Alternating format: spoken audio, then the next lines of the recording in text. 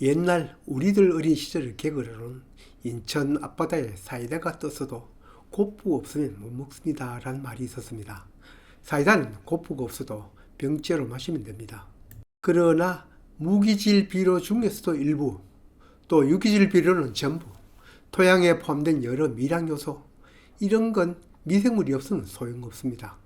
본 영상에서는 여기에 대한 구체적인 사례나 증거들을 하나하나 얘기해 보도록 하겠습니다. 비료를 공부하기 전에는 질소를 뿌리면 질소 즉 N이 물에 녹아 작물 뿌리로 흡수되고, 인산을 뿌리면 인이 뿌리로 흡수되고, 가리를 뿌리면 가리 K가 그대로 흡수되어진 줄 알았습니다. 물론 저도 그 뒤로도 많은 비료 영상에서 질소와 인산, 가리의 시각적 효과를 위해서 이 기호를 쓰지만 실제로는 땅에 뿌리는 것도 이게 아니고 작물이 흡수하는 것도 이게 아닙니다. 실제 비료이든 그 무엇이든 딱 N, P, K 이렇게 독립적으로 존재하는 것은 별로 없습니다. 다른 원소와 결합되어 있는 것이 많습니다. 그럴 때 안정된 물질이 됩니다. 여러 비료 중 질소 성분만 들어있다고 하는 요소 비료도 질소 하나만 들어있는 것이 아니라 아래와 같은 구조를 하고 있습니다. 이 요소 같은 화학 비료보다 이러한 유기질 비료에 들어있는 질소의 구조, 즉 유기질 질소는 그 구조가 더욱 복잡합니다. 여하튼 간단하든 복잡하든 질소가 들어있는 무기질 질소이든 유기질 질소이든 간에 물에 녹으면 아모니아태 질소로 바뀝니다. 다만 식물이나 동물 사체 속의 유기물은 그냥 변하지 않습니다.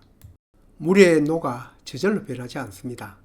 바로 미생물이 이들을 분해하여 그 복잡한 사슬을 끌어주어야 이렇게 아모니아태 질소로 변합니다.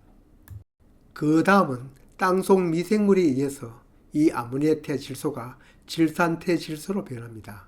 여기에 태하는 것은 형태를 말하는 것으로 아모니아 형태이면 아모니아태, 질산 형태이면 질산태라고 합니다.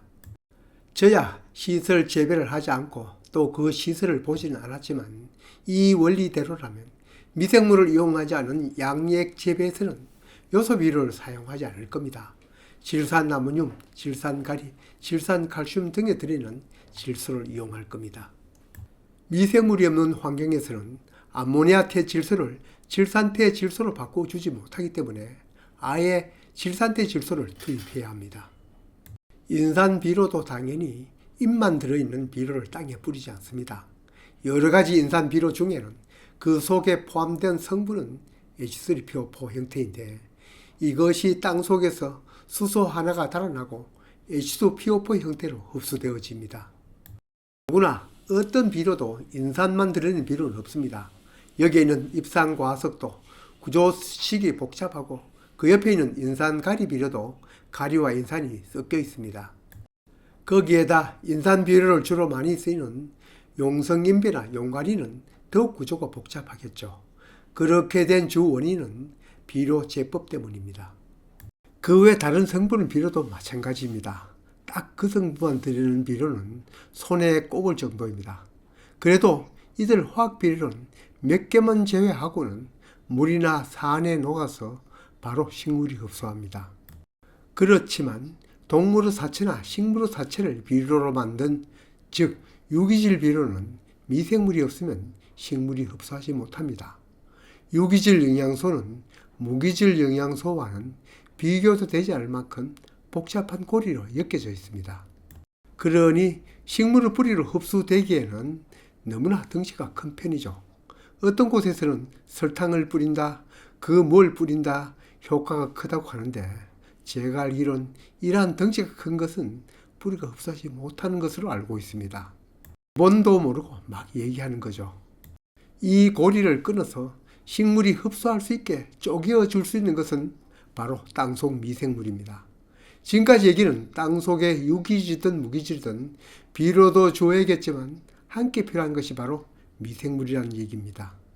손바닥 농장은 이런저런 까닭 설명도 없이 대뜸 이거 넣으면 좋다, 저거 넣으면 좋다 하지 않습니다. 언제라도 원리와 현상에서 출발하는 농사 영상이기 때문입니다. 밭에는 많은 미생물이 살고 있다고는 들었지만 그 미생물이 이름 그대로 너무 작아 보이지 않으니 그놈들이 뭘 하는지는 알지 못하였습니다. 그렇지만 이 속에는 어마어마한 수의 미생물이 살고 있습니다. 보통 흙 1g 속에 10억 마리 정도의 미생물이 살고 있다고 합니다. 이 기준은 그래도 건강한 흙이고 우리나라 밭 평균 흙 속에는 이 정도가 안 된다고 합니다. 대비를 넣는 까닭이 바로 여기 있다고 여러 번 얘기했습니다. 그래도 부족하면 지역 농업기술센터에 가서 유익 미생물균을 얻어 넣을 수도 있습니다. 분양 조건은 농기센터마다 다르지만 거의 공짜나 진배 없습니다. 밭에 그냥 미생물만 들어붙는다고 해서 미생물이 계속 살아가면서 번식을 하는 것은 아닙니다. 이놈들도 먹어야 사니 먹이가 필요합니다. 유기질 비료를 넣는 까닭이 꼭 작물에게 바로 필요한 양분을 제공하는 것보다 이들에게 먹이를 제공하는 것이 더 중요한 목적입니다. 미생물의 먹이는 화학 비료소 그 무기질 양분도 있겠지만 당연히 동식물의 사체인 유기 양분들입니다. 만일 미생물은 넣고 먹이를 넣지 않으면 땅속에 유기질, 무기질 양분을 미생물과 먹이 경쟁을 할 수도 있습니다. 당연히 그 경쟁은 한 발 앞서 있는 미생물이 뺏어 먹으니 작물은 자칫 영양 실조에 들어갈 수도 있습니다. 미생물이 살고 번식하기 위해서는 먹이만 필요한 것은 아닙니다. 이놈들도 산소가 필요해서 숨을 쉬고 살아야 하는 것들이 많습니다. 미생물 중에는 산소가 필요 없는 현기성 미생물도 있지만 우리 토양에 유익한 미생물 중에는 산소가 필요한 호기성 미생물이 많습니다. 본래의 토질도 중요하지만 흙과 물 그리고 공기가 다음 비율로 된 때알 구조라야 미생물이 잘 살아갈 수 있습니다. 그러려면 석회, 유기물 등이 필요합니다. 이런 때알 구조는 미생물뿐만 아니라 작물이 뿌리를 내리기도 또 그 뿌리에서 양분을 흡수하기도 유리합니다. 이처럼 모든 것은 유기적으로 서로 얽혀 있음을 알 수 있습니다.